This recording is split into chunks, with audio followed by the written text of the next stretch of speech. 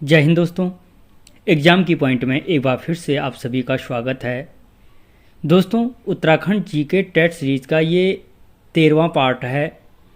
ये आने वाले एग्ज़ाम के लिए आपके लिए बहुत ज़्यादा हेल्पफुल होने वाला है, चाहे वो पटवारी, लेखपाल, पुलिस या जो भी फॉरेस्ट गार्ड के आने वाले हमारे समूहों के एग्ज़ाम हैं उनके लिए बहुत ज़्यादा हेल्पफुल होगा।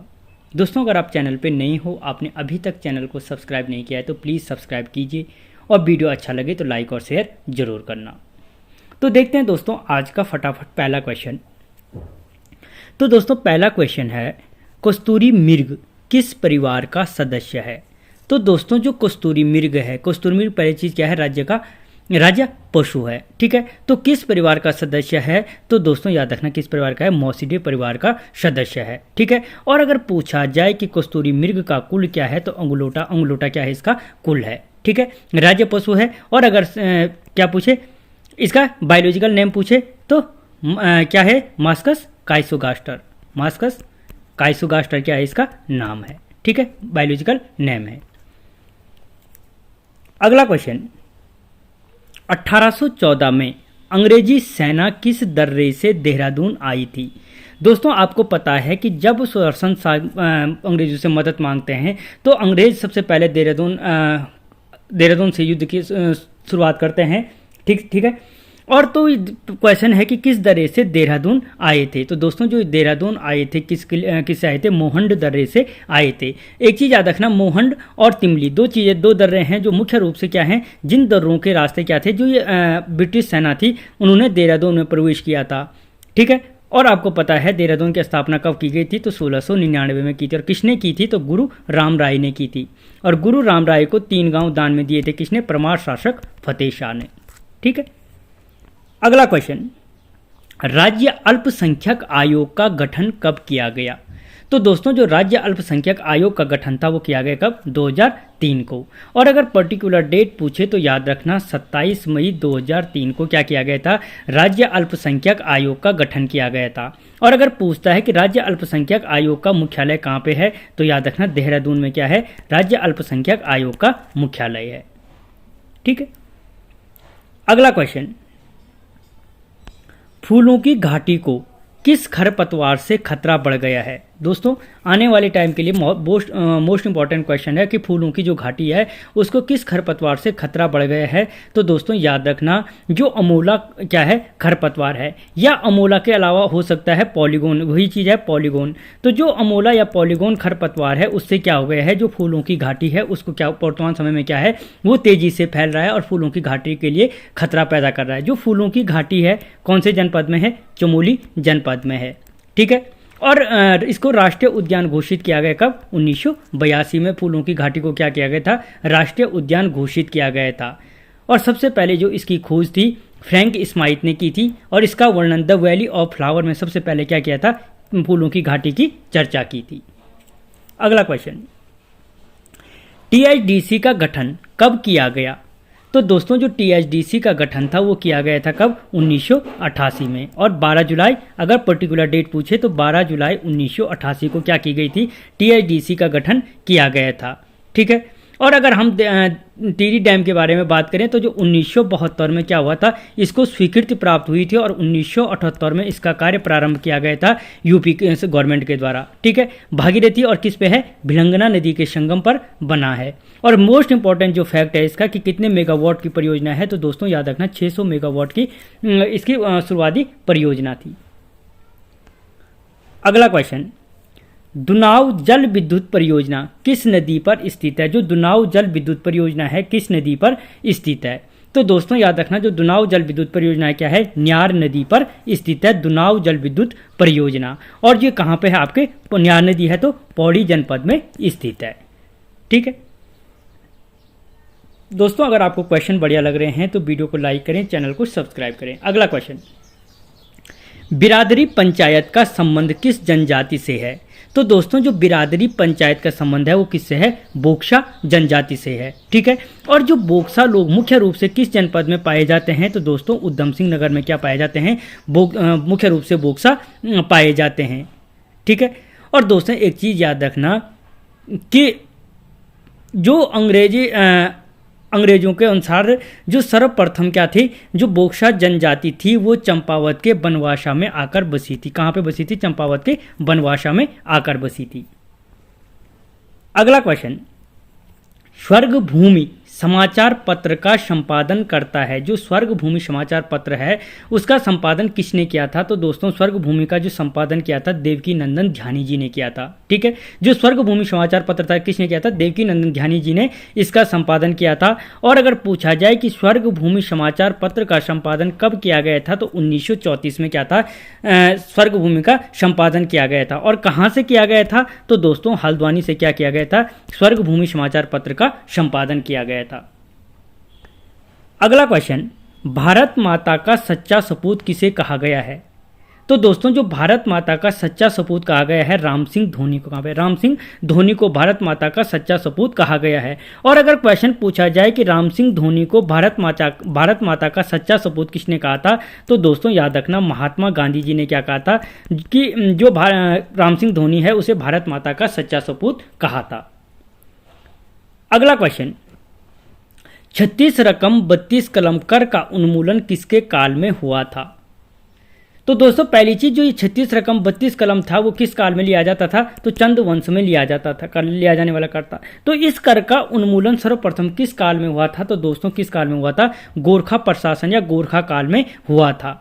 ठीक है, जब गोरखाओं का यहाँ पे शासन हुआ कब? 1790 में। किस युद्ध के पश्चात हुआ था? तो जो हवाला बाग का निर्णायक युद्ध था, हवाला बाग के निर्णायक युद्ध के पश्चात क्या हो गया था? गोरखाओं का कुमाऊं पर अधिकार हो गया था। और 1804 में क्या हो गया था? इनका गढ़वाल पर अधिकार हो गया था। तो जब इनका अधिकार हो गया तो इन्होंने सबसे पहले क्या, इनके कार्य में क्या हुआ? 36 रकम और 32 क्रम कर जो कर लिए जाते थे उसका उन्मूलन हुआ था। अगला क्वेश्चन, माधो सिंह भंडारी की मृत्यु किस युद्ध में हुई थी? जो माधो सिंह भंडारी थे जिन्हें गर्वभंजक भी कहा जाता है, उनकी मृत्यु किस युद्ध में हुई थी? तो दोस्तों तुमुल के युद्ध में क्या हुई थी? माधो सिंह भंडारी की मृत्यु हुई थी। ठीक है, और अगर पूछा जाता है कि माधो सिंह भंडारी की मृत्यु किस नदी के तट पर हुई थी, तो दोस्तों जो सतलज नदी के तट पर क्या हुई थी? युद्ध करते हुए माधो सिंह भंडारी वीरगति को प्राप्त हुए थे। ठीक है, और किसके सेनापति थे अगर ये पूछा जाए तो याद रखना महिपति शाह के सेनापति थे। कौन? माधो सिंह भंडारी। अगला क्वेश्चन, किंगडम ऑफ नेपाल पुस्तक से किस चंद शासक की जानकारी मिलती है? तो दोस्तों याद रखना जो किंगडम ऑफ नेपाल पुस्तक है उससे जो जानकारी मिलती है थोहर चंद की जानकारी मिलती है किंगडम ऑफ नेपाल पुस्तक से। और अगर पूछा जाए कि किंगडम ऑफ नेपाल पुस्तक के लेखक कौन है, तो हैमिल्टन क्या है? किंगडम ऑफ नेपाल पुस्तक के लेखक हैं कौन? हैमिल्टन।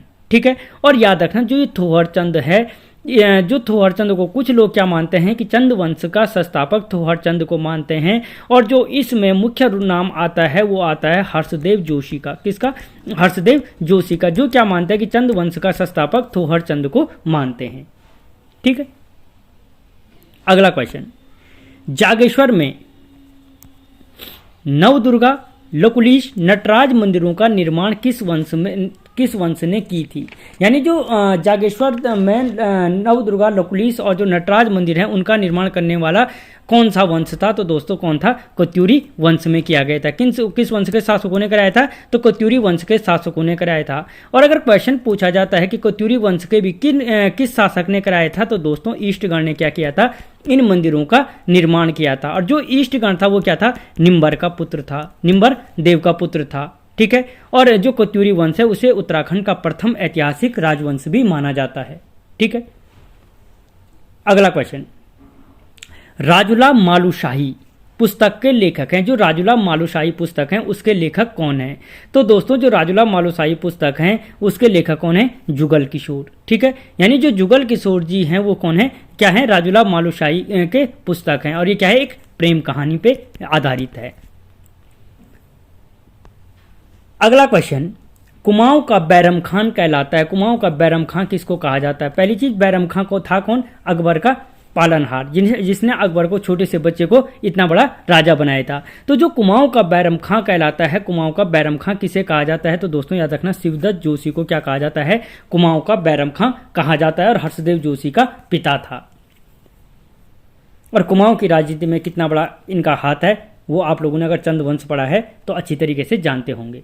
अगला क्वेश्चन, खोखरे का टीला कहाँ स्थित है, जो खोखरे का टीला है वो कहाँ पर स्थित है? तो दोस्तों जो खोखरे का टीला है वो कहाँ पे है? काशीपुर में स्थित है, यानी काशीपुर उधम सिंह नगर में स्थित है खोखरे का टीला। ठीक है, कहाँ पे है? काशीपुर उधम सिंह नगर में। और जो काशीपुर उधम सिंह नगर है, अगर पूछा जाता है कि उत्तराखंड की सबसे पुरानी सूती मिल कहाँ पे है, तो जो उत्तराखंड की प्रथम सबसे पुरानी सूती मिल है वो भी कहाँ पे है? काशीपुर उधम सिंह नगर में स्थित है। ठीक है, अगला क्वेश्चन, धाद नामक संस्था की स्थापना किसने की थी? जो धाद नामक संस्था की स्थापना थी वो किसने की थी? तो दोस्तों सुरेंद्र सिंह पांगती ने की थी। किसने की थी? सुरेंद्र सिंह पांगती ने धाद नामक संस्था की स्थापना की थी। ठीक है, और इनका संबंध अगर पूछा जाए किस जनपद से है, तो दोस्तों याद रखना पिथौरागढ़ जनपद से क्या है? सुरेंद्र सिंह पांगती का संबंध है। कहाँ से? पिथौरागढ़ जनपद से। ठीक है, और अगर इनकी प्रमुख रचना की बात करें तो जो इनकी प्रमुख रचना है उत्तराखंड कितना सच्चा कितना छल। क्या है? उत्तराखंड कितना सच्चा कितना छल किसकी रचना है? सुरेंद्र सिंह पांगती की। दोस्तों अगर उत्तराखंड के प्रमुख इतिहासकारों की रचनाएं उनसे संबंधित कार्य के बारे में हमारी एक डीपली सीरीज चल रही है उत्तराखंड के महान विभूतियों के नाम से, जहां पर हम प्रत्येक व्यक्ति को लेकर के उनकी जो मुख्य मुख्य व्यक्ति हैं उनकी मुख्य रचनाएं, उन्होंने क्या किया, कौन से संस्थानों की स्थापना की, सारी पॉइंटों को कवर किया जा रहा है। आप चैनल की प्लेलिस्ट में जाकर एक बार विजिट कर सकते हो। अगला क्वेश्चन, भारतीय पशु चिकित्सा शोध संस्थान कहाँ पे स्थित है? तो दोस्तों इसका आंसर तो हर किसी को आता होगा, कहाँ पे है? मुक्तेश्वर में स्थित है। और सबसे बड़ी बात, इसकी स्थापना कब की गई थी? तो 1893 में की गई थी। और किसने की थी? तो दोस्तों याद रखना अल्फ्रेड लिगार्ड ने क्या की थी? अल्फ्रेड लिगार्ड ने क्या की थी? इस भारतीय पशु चिकित्सा शोध संस्थान की स्थापना की थी। ठीक है, और इसकी जो मुख्य उपलब्धियां हैं दोस्तों, रीडरपेस्ट और रानीखेत रोग के टीकों की खोज की थी। किसकी? रीडरपेस्ट और रानीखेत रोग के टीके की खोज की थी भारतीय पशु चिकित्सा शोध संस्थान मुक्तेश्वर ने। ठीक है, और आप अगर तैयारी करो मुझे कमेंट बॉक्स में बताना रानीखेत रोग किस में पाया जाता है। ठीक है, अगला क्वेश्चन, आधुनिक रानीखेत का संस्थापक माना जाता है, यानी जो आधुनिक रानीखेत का संस्थापक है वो किसे माना जाता है? तो दोस्तों किसको माना जाता है? रैमजे को आधुनिक रानीखेत का संस्थापक माना जाता है। और रैमजे ने जो रानीखेत की स्थापना थी कब की थी? तो दोस्तों 1869 में की थी। ठीक है, और 1948 में जो रानीखेत है, 1948 से यहाँ पे क्या है? जो कुमाऊं रेजिमेंट है उस कुमाऊं रेजिमेंट का हेड ऑफिस है कहाँ पे? रानीखेत में।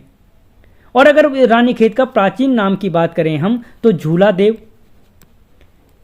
ठीक है, या ऑकलैंड हिल क्या हिल्स क्या था इसका नाम था? झूलादेव बोलो, या और ऑकलैंड हिल के नाम से किसको जाना जाता था? रानीखेत को जाना जाता था। अगला क्वेश्चन, महाअवतार बाबा की गुफा कहाँ स्थित है? तो दोस्तों जो महाअवतार बाबा की गुफा है वो कहाँ पे? आपके द्वारहाट में स्थित है। ठीक है, और इसी द्वारहाट को क्या कहा जाता है? मंदिरों की नगरी के नाम से भी जाना जाता है। मंदिरों की नगरी किसको कहा जाता है? तो द्वारहाट को कहा जाता है। तो दोस्तों हमने इस वीडियो में 20 महत्वपूर्ण क्वेश्चनों को डिस्कस किया। आपको क्वेश्चन कैसे लगे मुझे कमेंट बॉक्स में बताना। मिलता हूं अगले वीडियो में, तब तक जय हिंद।